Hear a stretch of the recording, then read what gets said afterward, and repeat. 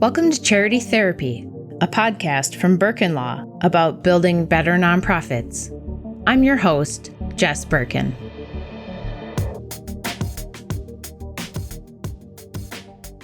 Hey, Megan, how are you?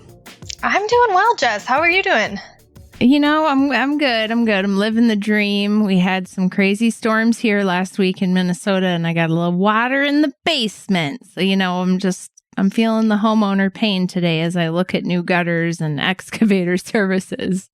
That's those fun end of summer things with those thunderstorms. Can't beat it. Gotta love it. At least we had rain. That's right? What I was We happy needed about. It so bad. Yeah. All right. So today we're going to tackle some questions all about nonprofits' tax-exempt status from the IRS. Jess, before we jump in, we hear the phrase 501c3 all the time, but what does that actually mean? Okay, I like this question because there's a couple of things here. So there's what people generally think of, and then there's like what the IRS does. And the IRS sees 501c3 nonprofits in these two big groups, private foundations and public charities. And what most people think of when they hear 501c3 is the public charity group. And I think that's because private foundations, they already have money and don't go around asking for individual gifts. So when we're saying 501c3, most people really mean public charity. And so public charities are 501c3s, and that's like churches, hospitals, schools, colleges, universities, and your garden variety nonprofits that you work with on a day-to-day basis, like your pet rescue, human services organizations, all of those things that have missions that qualify them for tax exemption and making deductible gifts are in that category because they serve the public. And these groups do a lot of fundraising, and they get funding not from one big pot of money like a private foundation, but they get funding from all over. They get money from donors and foundation grants and government grants and other nonprofits. And so they are public charities because they're supported by the public and they serve the public. So that's pretty much what makes a 501c3 public charity. Yeah, I don't think that's the answer most people would have expected. So that is good. All right. So ready for the first question? Yes. All right. I am on the board of a small 501c3 nonprofit, and we are finally getting our operations off the ground. Hooray! We're talking about hiring our first employee, and my treasurer keeps talking about payroll taxes. I thought nonprofits were exempt from all taxes. Do we really have to pay payroll tax? Oh, this is a great question, and bless that treasurer for existing. This comes up all the time with really tiny groups, and the short answer is yes. You have to pay payroll tax when you hire an employee, and you should get a payroll processor. And not to go totally down a rabbit hole, but you need like workers' compensation insurance and employer's loss coverage and all the other things that come along with being a business that employs people. And there are other taxes that you might have to pay depending on what your operations include. You might need to pay sales and use tax, or if you have real estate, you might need to pay property tax.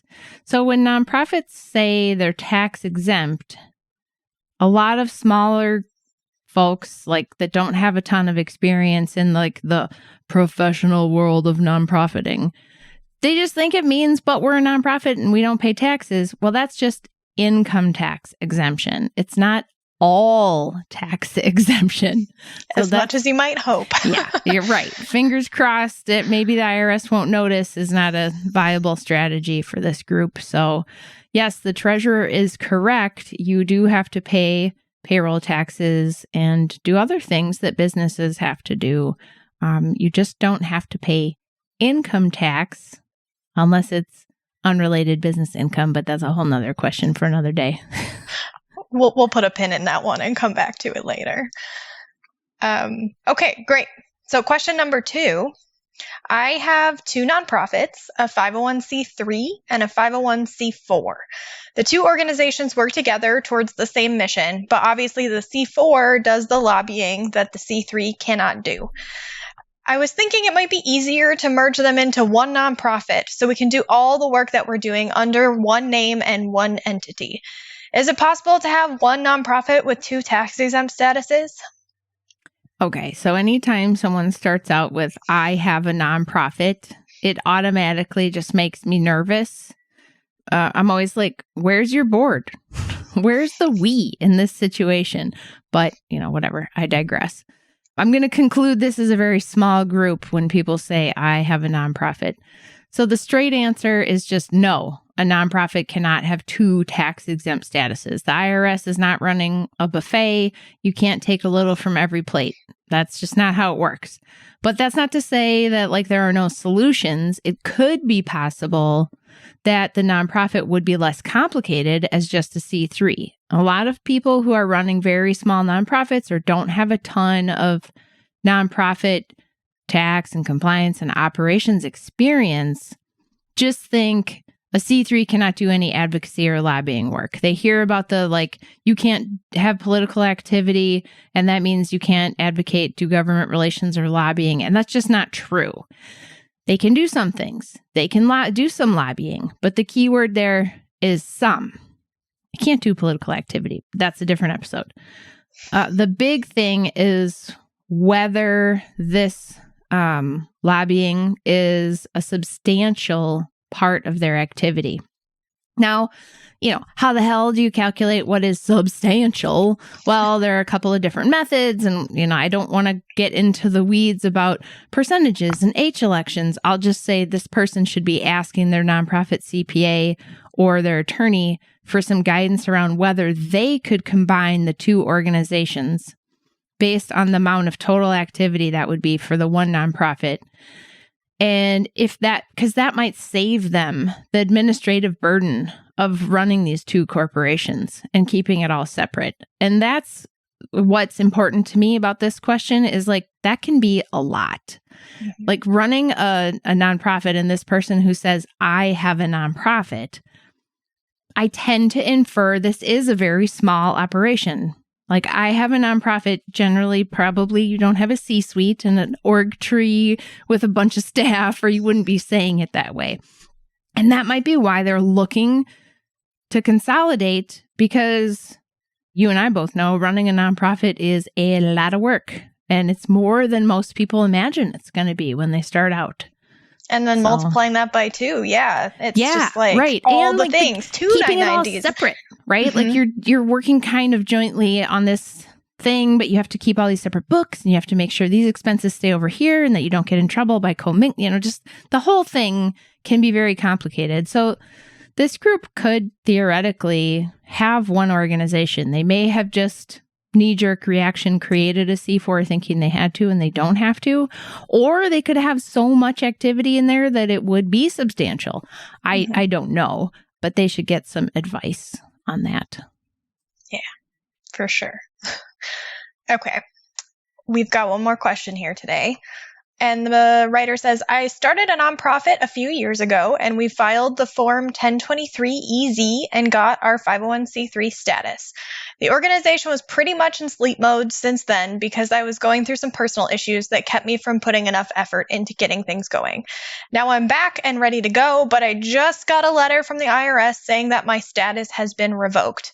How could it have possibly been revoked? I haven't even used it yet. Okay, I was really loving the we at the front of this question. We filed the form, awesome. Yeah. That was a good sign. But then they went back to the I statements. Yep. Very important to keep the we in your nonprofit, because when only one person is trying to keep it all alive, even in sleep mode, it can be overwhelming and it can be easy to lose track of things if you're just one person.